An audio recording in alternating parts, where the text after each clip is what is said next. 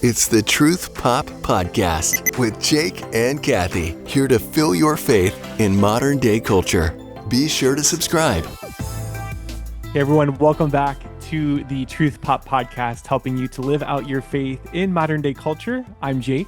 And I'm Kathy. And today we're really excited to talk to someone who's bringing faith and film together in a powerful and inspiring way. Yeah, our guest is Austin Kelly. He's the CEO of the ChristianChannel.com. It's a growing streaming and podcast network dedicated to sharing faith-based movies, documentaries, and inspiring stories. Austin's also the co-creator and director of the independent Catholic TV series called Knights of the Cross. It's a cinematic retelling of faith, sacrifice, and courage during the Crusades. This series has been supported by the Catholic community through crowdfunding, and it's connecting the audience to the deeper question of how we can imitate Christ even in the midst of chaos and conflict. We're thrilled to talk to Austin and how this all began and what's coming next. Austin, welcome to the Truth Pop Podcast. Thank you so much for the time today. Hey, thank you for having me on. I'm really happy to be here. And now, so let's just go back to the beginning, Austin. When did you first launch ChristianChannel.com, and how did that journey eventually lead you to creating an entirely brand new indie TV series called Knights of the Cross? Which, by the way, for listeners, important to know that the show's crowdfund option is still open, so supporters can actually have their name added to the ending credits with a $149 pledge when you go to donorbox.org/knights. So, Austin, tell us about how this community-driven approach has helped to really bring the vision to life. Thank you, Jake, for that question. Yeah, Christian Channel started 5 years ago. I was working in a big company, working with celebrities, and I noticed a few changes in my neighborhood. I grew up in Los Angeles, and I saw the San Gabriel Mission burned down for the first time. It was intentional. There was a gentleman who just was unhappy with the Catholic Church and decided to burn it down. And it was nearing its 250-year anniversary. It's been here longer than the state of California itself. So right at that moment, I realized, wow, I need to take my faith seriously, and I need to do something about it. And, working with celebrities, back then in 2017, 2020, influencer marketing wasn't even a word, but we were using it back then when I was working with these celebrities. So I said, I'm just going to meet with one of the most influential Catholic speakers out there, and I'm going to pitch him the idea. Let's create movies. Let's crowdfund Catholic movies, and let's make an impact in our society. So I ended up reaching out to J. Stephen Roberts, who's the owner and operator of the largest YouTube channel about the Crusades called Real Crusades History. Has like 381,000 subs, still very popular, and a very strong fan following. And we got together and we said, hey, ladies and gentlemen, we are going to make a Crusader TV show. It's going to be action-packed. And I'm really blessed because J. Stephen Roberts is a devout Catholic. So it just worked out really well. To be honest with you, I kind of didn't know what I was doing. My whole career was in marketing. I had no experience in filmmaking. I didn't even know how to turn on a camera. So the fact that I'm here, recording with you two is great because I know how to use a camera now, and actually directed episode 2, which will be coming out December 28th of this year in 2025. So it's been a long journey, my filmmaking journey and my directing journey. I find it very fun, but filmmaking is very expensive. We ended up crowdfunding just under $100,000. The show cost right around that six-figure range. So it's a high quality cinematic show about our faith, about the Third Crusade. So I know the modern, I live in LA, those crazy people in LA, they say, oh, the Crusades were very bad. And I just say, I don't think arguing about it in a debate is going to solve any questions. I think as Christians and as Catholics, we kind of need to see the virtues of the saints during the Third Crusade. We need to see the virtues of a crusader, the virtues of kings, and that world we brought into life and we brought into cinema. So right now, we're very excited and we're to make announcements saying that this show will be airing on the Christian Channel December 20th of this year. But our plans and what we're trying to raise funds for is to get them on bigger platforms like Hulu and other big streaming platforms like Peacock. And we need a little bit of support. The good news is we raised just around $37,000. Our goal that we're trying to achieve is 50. So we're super close to the goal, and I'm super excited about that. But just imagine millions of people watching a Catholic TV show on Hulu or on Peacock TV. And honestly, it wouldn't have happened if it wasn't for the fans that supported us a few years ago. Wow. Yeah. Wow. That's truly amazing. We were able to watch Knights of the Cross and we were so impressed with the high quality, and it really takes us back to the Crusades, and it truly makes us feel like we're there. But it's such a deeply Catholic and spiritual lens with all that Catholic imagery. And it's just very, very inspiring to watch. So that would be amazing for people to watch that on those different platforms, like you mentioned. So, can you tell us a little bit more about this show and what makes it stand out from all the other faith-based productions? Well, we have blood. Yeah, so episode one is very spiritual. It's about despair, right? I mean, we talk about King Richard of Lionheart, and he comes, he's the King of England. He doesn't have to go on crusade, but there's a lot of death and chaos and destruction happening in the Holy Land where those pilgrims are getting slaughtered. So him and a few other countries like France went on crusade, the Third Crusade, to save those Christians. So he's overwhelmed. He's underarmed. He lost a lot of men on the first battle. So Saladin was there for him. And in the Muslim world, Saladin is the pinnacle of the Muslim empire. He is even today, like people in the Muslim world kind of view him as the man to. So the fact that Richard, the King of England, was facing Saladin, it was if we had a little bit more of a budget, there'd be more of a storyline to kind of, they were kind of nemesises, but they kind of loved each other. Saladin really loved the challenges of facing Richard, because Richard was always undermanned, underarmed. But what was keeping him from surviving? What was holding the faith true? It was prayer. It was the Eucharist. It was our faith. And that's what we showed in episode one, is that his strength comes from the Eucharist. That was the whole point of the show, because we have a character that lands in the Holy Land. He's defeated. It's a true story. He gets a really bad fever. And as creative filmmakers, we kind of were like saying, how can we take advantage of this moment? So what happens is Richard goes in through a fever and he hallucinates, and he goes into purgatory where he sees his father. And so a lot of Catholics that watch episode one are like, wow, I can't believe you actually filmed Purgatory.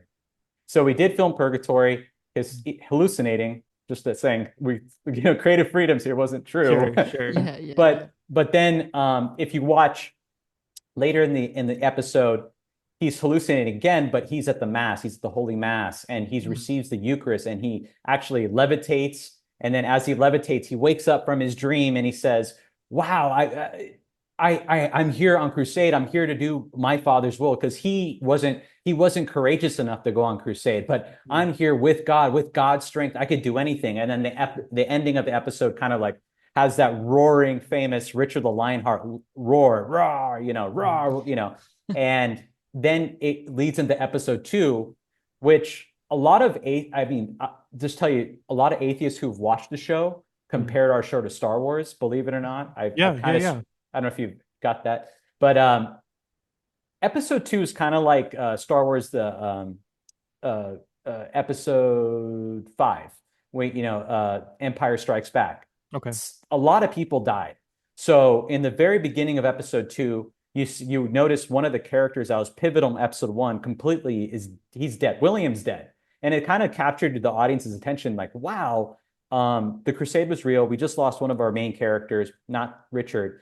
But Richard is about to go back into England. He's kind of forfeiting. He's done with his Holy Land experience, and he's going to go back. But what happens is Saladin, true story, says, Richard is weak. I'm going to attack him as hard as I can. And Richard, he could have cowered. He could have said, no, they're not going to take Jaffa. And then what happened was he ended up it's such a famous battle in military history.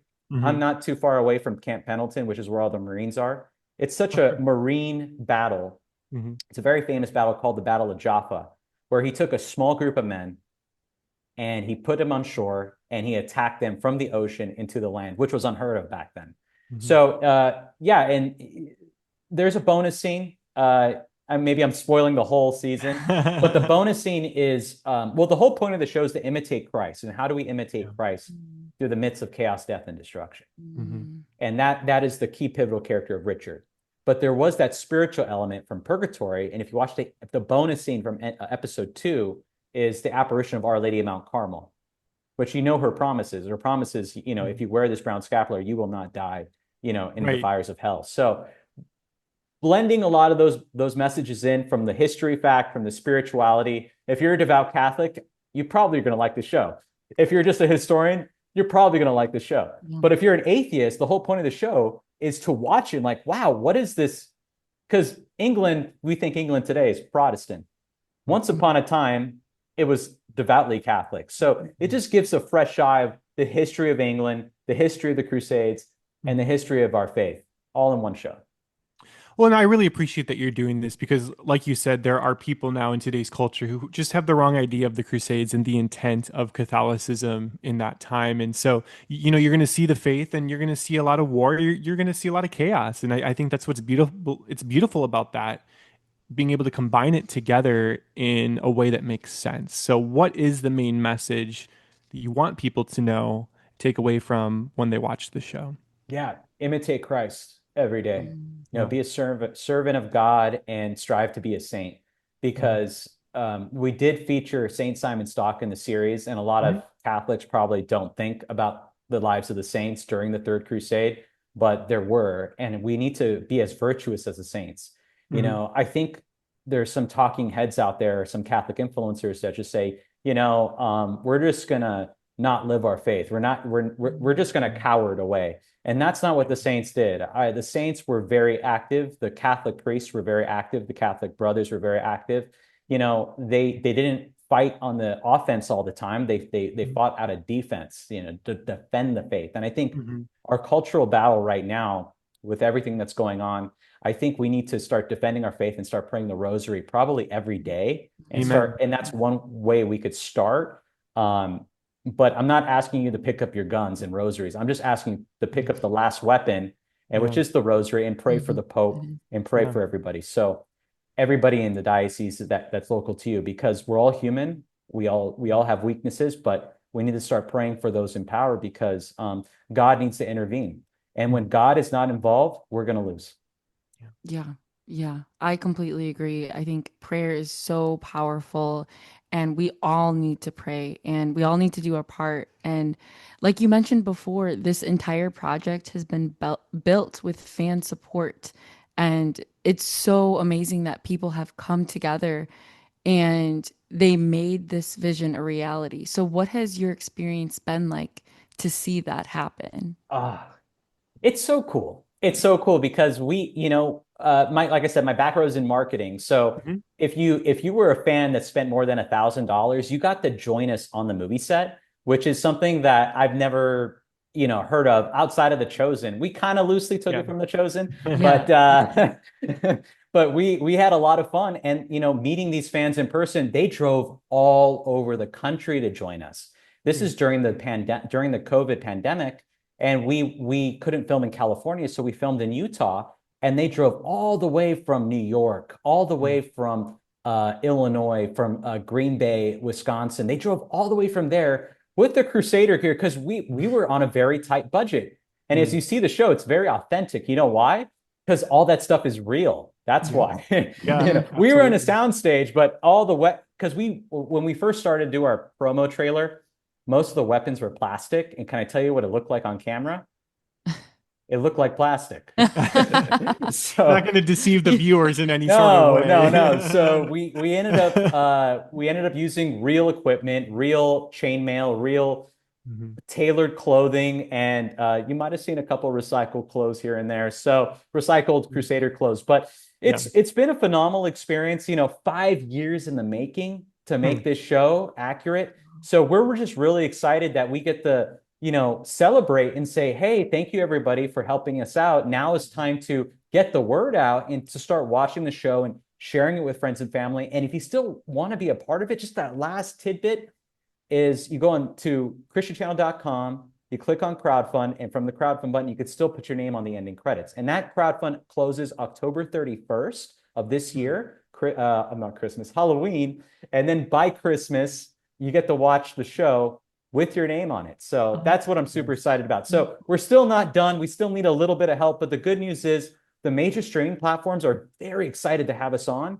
And we're also very excited, but we just need a little bit of funding just to get that little bit of distribution.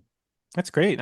That's so exciting. I mean, just to think about having access to this show on Hulu or Peacock, like how many people that's going to reach who just need to see something like this and need to see the truth. So for people who are interested in checking out the christianchannel.com, let's talk a little bit about that. It's more than just a platform, right? It's a full ecosystem that has podcasts like the Christian Channel podcast. Then you'll get other shows, you'll get just great Catholic content that's solid for the whole family. So what really is the long-term vision for Christian Channel, and where do you see it going? Great question. I was just putting a pitch together this morning. So Yeah. the vision is to make the Christian Channel turn into like the Christian Hulu. That's kind of the truth of it. We want to when we first started, we were very successful when we first started. And we actually licensed a lot of movies, a lot of great movies. I think we had not the songs, we still have The Bells of St. Mary's.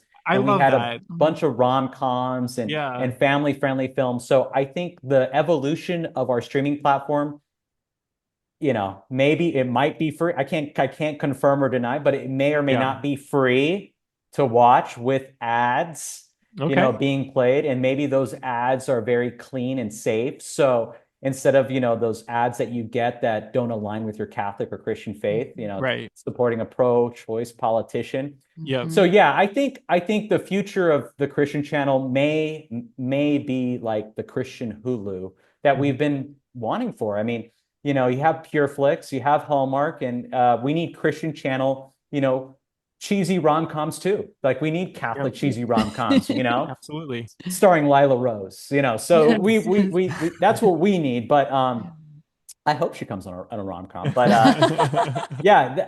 I think we need that. I think what you two are doing with Truth Pop, I think we both share the same vision that we as Catholics, we kind of need to be in the world, but not of the world, right? Yep. We need to entertain. I mean, how many Catholics are there in the world? 1.3 billion? Mm-hmm.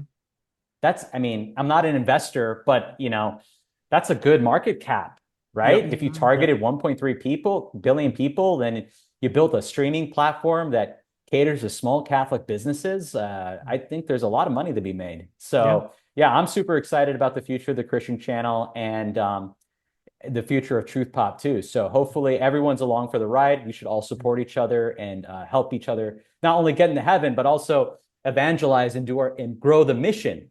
Mm-hmm. That's what I think the goal should be. Yes, absolutely. Yeah. And with growing that mission, that takes a lot of work to produce that high quality content. So can you walk us through what a typical week might look like for you, balancing everything that you have to do with writing, filming, editing, and managing the platform? Well, it's a tornado. Well, tell us how you really feel.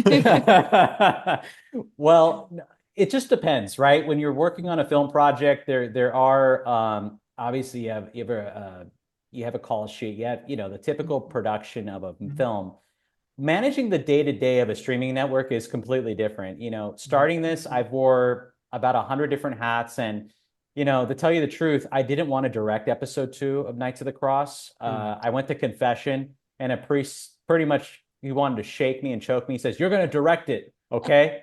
I was like, "What, Father? I don't want to direct it. You got to direct it." I was like, because we just didn't find the right director that shared that same vision, that didn't want to bring that spirituality. You find with, I'm not disrespecting our previous director for episode 1. Aaron is a great guy, but we just it was a tight budget. We didn't have the money to pay the director, so I had to make the tough call to direct. And I want to let the audience know, How'd you think of my directing? Was it decent? Was it bad? Was it good? It was amazing. I mean, it just like the cinematography, Yeah. and I was talking with Kathy about just the lighting too. And I think that's Mhm. lighting is something that is so easy to get wrong when it comes to a movie project like this. And you guys, you just did an amazing job with Yeah. that. You know why? It's because we hired an amazing team. We had an Mhm. amazing team. And that's one business lesson I learned. If you Mm. want something done well and done right, you got to hire the best. You got to Yep. hire the best and you got to be honest with your budgets. You got to work backwards. I guess Hmm. that's like a producer in me. You just got to work backwards Yep. and Mhm. be honest with yourself and say, hey, this isn't going to be Passion of the Christ, but Hmm. it could be like The Chosen. I could make it Yeah. Yeah, look Yeah. like The Chosen. And so absolutely. how do you work backwards? And I just want to be honest with folks, this was a crowdfunded project. Mm. This is an independent film. Right now, the Christian Channel, we cover red carpets and we see films all the time. You grow to appreciate films a lot more. And Mhm. you Yeah. kind of could tell the films that were, that cost $100 million or $50 Hmm. million, that production. So I could just look at a movie and I already know the camera equipment. That's how Mhm. I went from not even knowing how to turn on a camera to I could just look and dissect the film and say, Mm. that's a Sony, that's an Ari, and just know by the lighting and know by the Mm. lens. And yeah, it's I'm excited for the future because I think for us, you know, I have a dream project. I got a Mm. dream Mhm. project. After Nights, if it gets a lot of momentum, I think season 2 and season 3 will happen. There's been a lot of I'll just share with you. I did take a few meetings and there was a lot of important people, studio presidents that said, what's Mhm. season 2 and what's season 3? Mm. And I said, well, season 2 is about the King of France. It's St. Louis. And then season 3 is going to be about the First Crusade. Mm. So that's a bit of a sneak peek. And we wanted to make it a trilogy. So Knights of the Cross would be a trilogy. So you would have the Third Crusade episode 1. Then you'd have, I believe, I forgot.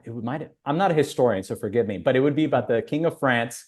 And then the last one would be about the First Crusade, which a lot of people like. Mm. It's so it's the trilogy that we wanted to bring together, and I may or may not be a part of that, but Mm. I like I said, I'm a big believer in the mission, Mhm. and if that mission requires me to sacrifice myself to let Mel Gibson direct it, I don't mind to take that sacrifice. Well, I mean, you're doing a great job. You got a great team. It's very evident that this is going to be big. And one thing, we've just been talking about through all of our projects is just how there's so much hope for Catholic media in general. And I'm so excited about how the Catholic Church is really entering into just that Renaissance phase again of capturing media to evangelize and using modern day art to get the message out there to the masses. So what is the message? What's the big picture with what you're doing with the show and with Christian Channel? What do you want people to know? I want them to live their faith. That's the Hmm. whole truth. Mhm. When I go to the malls or when I go out with my son, I'm noticing a generation of degeneracy. Yeah. Yeah. I guess I'll tell you a true story. I was with Mel Gibson. I'm not sorry. I was with Mel Gibson, but another gentleman, Jim Caviezel. Hmm. And Jim was at a conference and he said, and I hope he forgives me, but he said, we live in a culture of exploitation. Yeah. And how many women, young women, are out there, in ads, in social media, exploiting themselves for Yeah. likes and comments? We have a generation that has just destroyed marriage and the family, and the media just wants to destroy marriage and the family. And I think Hmm. us not talking about that core message, Hmm. um, we're going to have a culture that goes even worse than where it is today. Mm. I don't need to disclose, assassins that, have certain ideologies, they want to be called, certain names, pronouns, and all that stuff. Hmm. That is the product of a generation that is oppressed. That is a product Mhm. of a generation that does not have God. That is a Hmm. product. And where does it start? Who's in your homes every day? Oh, the Right. TV. Yeah. Oh, the Right. radio, Yeah. the media. Right. So it's Hmm. good that Christian Channel, I don't want it to be, sorry for my language, I don't want it to be like a homeschool kid, go to because mom and dad approve the Mhm. Christian Channel. I want it to be Yeah. fun. I want it to be like Truth Pop. I want it to be, a go-to channel where parents, I could just stream it with my son and just say, hey, go crazy. You can watch whatever you want on the Christian channel. The ads are, that doesn't exist. Right. It doesn't Right. exist. So, Mhm. like I said, I'm willing to sacrifice myself to make the mission grow and Yeah. to partner with people that share that same vision, that say, hey, faith and family go Mhm. hand in hand. We need a network that's faith and family driven, that doesn't have, naughtiness in it. And I know maybe a little too much information. Mhm. People pay for that stuff, Mhm. like big Oh, yeah. money Mhm. Oh, to yeah. put disgusting content. Like, that's the message. So Mhm. Mhm. it's an attack. And as Mhm. long as Catholics are honest about that, yeah, Christian is a scrappy little startup. But if we start talking about the truth, maybe it'll wake people up. Mhm. Yeah. Well, it Yeah. reminds me of what Sister Lucia said. The final battle would be between marriage and the family. And then you look at, a company like Disney, how they claim to be for families, but the way that they've Mhm. warped the idea of family, even going back to like the mid 2010s when they used to own ABC Family, and then they flipped it to a channel called Freeform, where, they said just express yourself and be whoever you want. So this is it's a very cohorted effort, I think, just from the modern day media to, like you said, manipulate the idea of family and to make it in non-existence. So just appreciate what you're doing for Catholic families who want an alternative. It's important, it matters, and we believe in it here at Truth Pop. And we're just so excited to partner with you guys and just again encourage people to join the mission of Christian Channel and Knights of the Cross and have the opportunity for listeners to have their name featured in the end credits. So you can go to donorbox.org/knights. Again, that's donorbox.org/knights. Every pledge is going to bring this Catholic story to life. So we're really excited about that, Austin. Yeah. And you can also learn more at christianchannel.com. So thank you so much, Austin, for joining us and sharing your heart behind Knights of the Cross and Christian Channel. Let's continue to support creators who are keeping faith alive in media and film.